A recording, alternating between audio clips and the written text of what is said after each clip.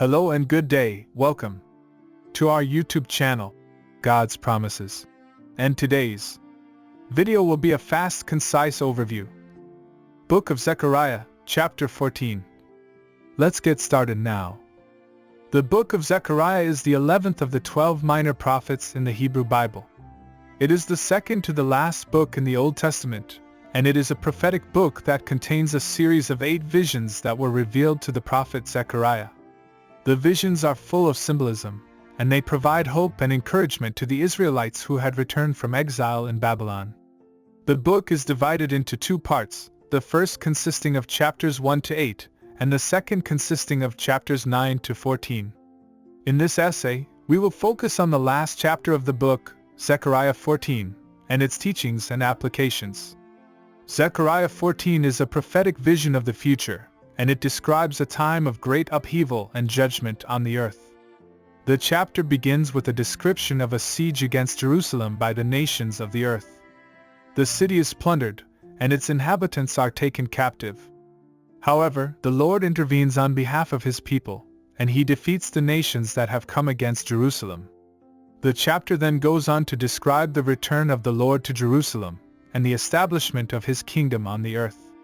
The first part of the chapter describes the siege of Jerusalem. The city is taken by the nations of the earth, and its inhabitants are taken captive. This is a picture of the judgment that is coming on the earth. The nations of the earth are going to come against Jerusalem, and they are going to be defeated. This is a warning to the people of God to be prepared for the coming judgment. The Lord is going to judge the earth, and those who are not prepared will suffer the consequences. The second part of the chapter describes the return of the Lord to Jerusalem. The Lord comes with his saints, and he stands on the Mount of Olives, which is to the east of Jerusalem. The mountain splits in two, and a great valley is formed. This is a picture of the power of the Lord. He is able to split the mountain in two with a word. The Lord then goes on to establish his kingdom on the earth. He is the King of kings, and he rules over all the nations of the earth. The chapter concludes with a description of the worship that takes place in Jerusalem during the reign of the Lord. All the nations of the earth come to Jerusalem to worship the Lord. The chapter describes a time of great joy and celebration, as the Lord reigns over the earth.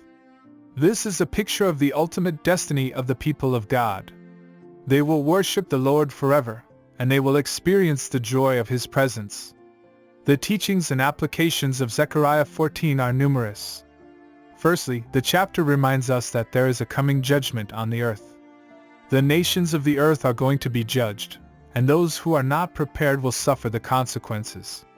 This is a warning to us to be prepared for the coming judgment.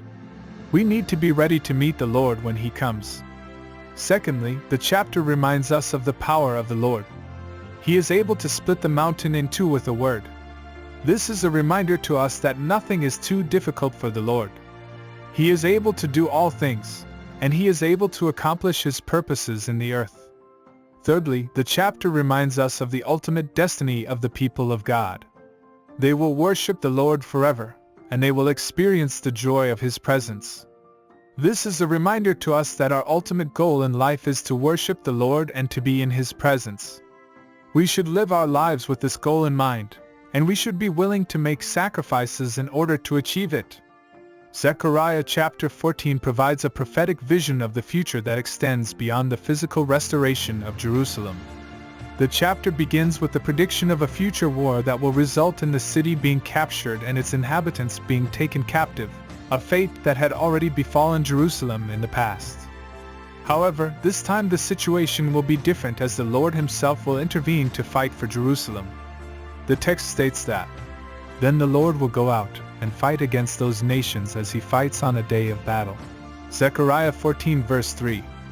This verse indicates that the Lord will take an active role in the protection of his people, and he will not allow his holy city to fall into the hands of the enemy.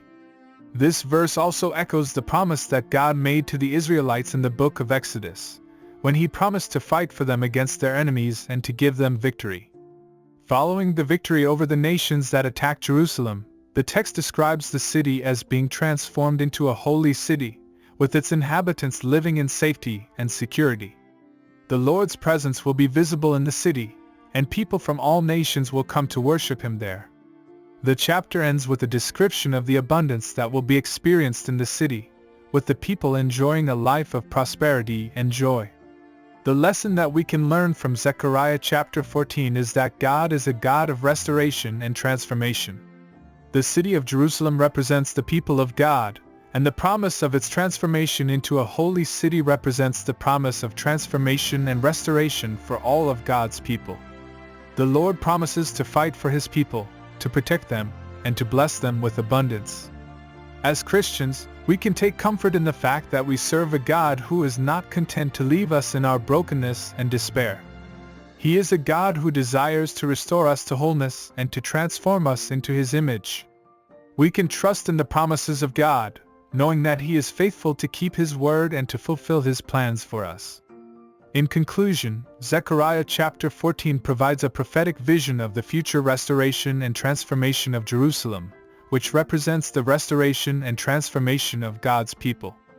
The chapter highlights the promises of God to fight for His people, to bless them with abundance, and to transform them into His image. It also emphasizes the importance of worship, evangelism, and righteous living. As we look forward to the fulfillment of these promises, we can trust in the faithfulness of God and live our lives in devotion to Him. Thank you for visiting us today. Please share with us your favorite Bible chapter below in the comments section. Don't forget to like and subscribe. It really does help our channel grow. Looking forward to see you back here for our next video. Always take good care.